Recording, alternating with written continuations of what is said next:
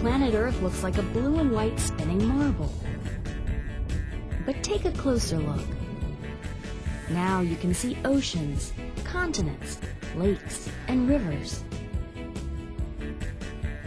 Then cities, buildings, and lots of people. Geography is the study of Earth's physical features, weather and climates, natural resources, and populations. Geography is a way to understand people and places. So where on Earth are you?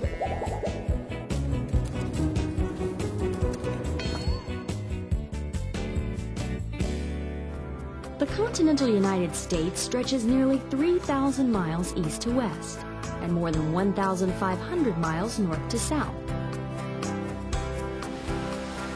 On the west coast, you'll find sandy beaches. Moving eastward, you'll find deserts and snow-capped mountains.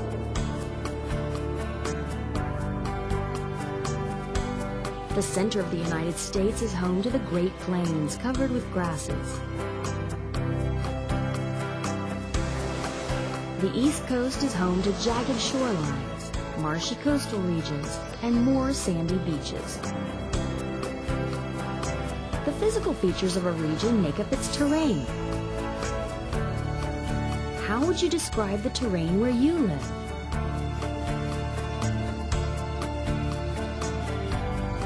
The region of the United States known as the South covers a large area of land. It is bordered by the Atlantic Ocean and the Gulf of Mexico. Some southern states do not have a coast. These are referred to as landlocked states.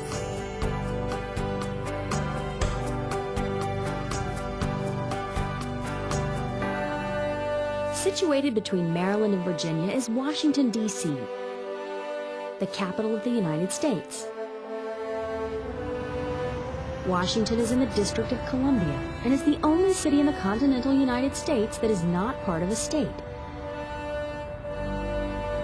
The District of Columbia occupies a small area on the northeast bank of the Potomac River. Near the center of the city, you'll find the United States Capitol, the White House, and the Washington Monument. Many of America's important national monuments are in Washington, D.C. Memorials to wars and presidents remind Americans of our country's history and democratic tradition. Museums of the Smithsonian Institution preserve paintings and objects important to U.S. history. The South is also home to mountains. The Appalachian Mountains are the second largest mountain system in the United States. On this relief map, you can see how the Rocky Mountains in the west are larger than the Appalachians in the east. A relief map shows the differences in elevation, or height of land. Here, the mountains are shaded red and orange, indicating height, and the lowest elevations are shaded green. The Blue Ridge Mountains and the Smoky Mountains make up the southern part of the Appalachians. The Appalachians extend from Maine to Alabama, about 1,500 miles. During the fall, many people visit the Appalachian Trail to see the leaves change color and to glimpse wildlife. Between the Appalachians and the Atlantic coast are wide coastal plains with rich soil used for growing crops. The South's warmer weather and high rainfall each year create perfect conditions for farming. For many years, cotton was the main crop grown in the South, but today it is one of many. Texas and Oklahoma are home to another important natural resource, oil. The landscape in this part of the South is dotted with giant rigs drilling for oil.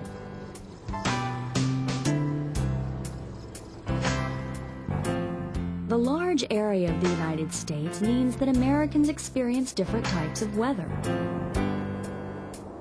If you live in the northern states, cold winters with heavy snowfall are in the forecast. If you live near the Everglades on the southern tip of Florida, winters will be mild, with temperatures around 60 degrees. Elevation, latitude, longitude, vegetation, and closeness to water all affect the climate and weather.